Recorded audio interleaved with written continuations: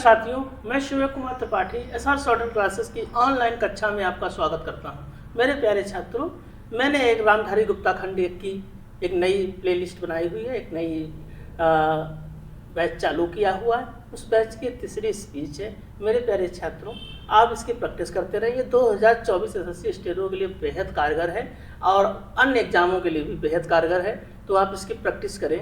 प्रतिदिन मैं ये डिक्टेशन देता हूँ, आप उसकी प्रैक्टिस करें, आप उसकी आउटलाइन बनाएं, कठिन शब्दों की आउटलाइन बनाएं। अगर आपको उसमें कोई प्रॉब्लम होती है तो वह आप मुझे मेरे नंबर व्हाट्सएप नंबर पर मुझे वो स्क्रीनशॉट भेज सकते हैं, लिखकर कागज में भेज सकते हैं। मैं आपकी समस्या को सॉल्व करूँगा, है ना। तो आइए नेक्स्ट स्पीच लिखते हैं। आज थर्ड स्पीच है ये। सभापति महोदय, किसानों की उपज की आप ना अधिक कीमत दे सकते हैं, ना अधिक उपजाने के लिए जो साधन देश में उपलब्ध हैं उनकी तरफ आपका ध्यान जा रहा है।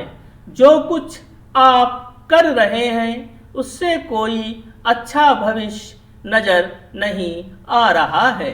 मैं यही कहना चाहता हूं कि आप देखें कि आपके कार्यक्रम में कहाँ त्रुटि है, कहाँ कमी है।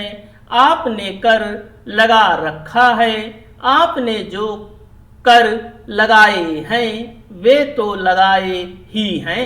हमारे प्रदेश में तो जमीन पर 25% ज़्यादा कर लगा भी दिया गया है। इतना बोझ अगर किसान पर होगा तो उसकी कमर टूट जाएगी।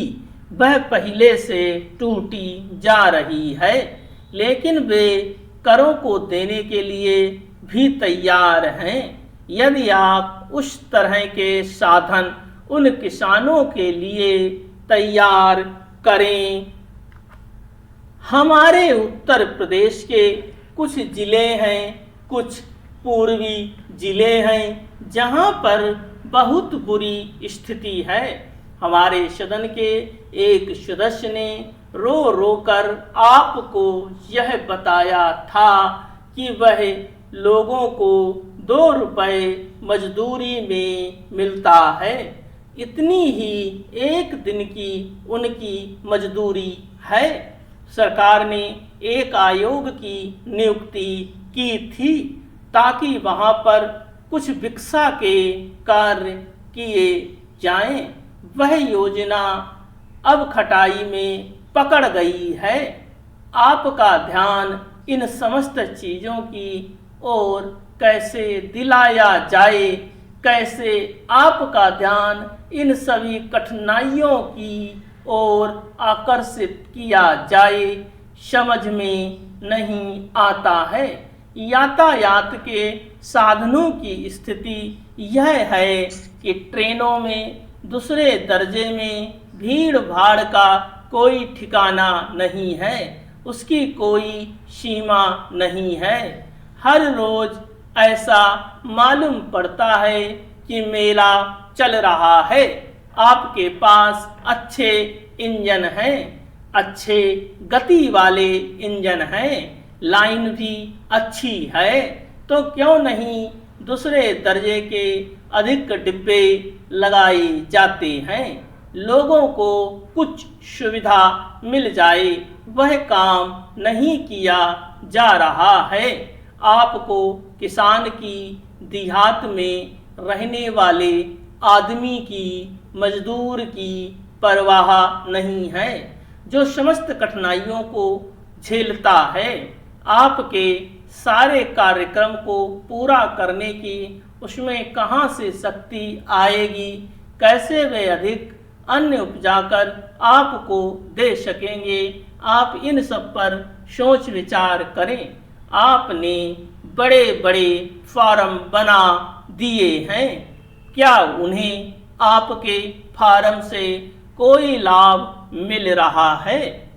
मेरे प्यारे छात्रों, ये 400 शब्द की डिक्टेशन थी।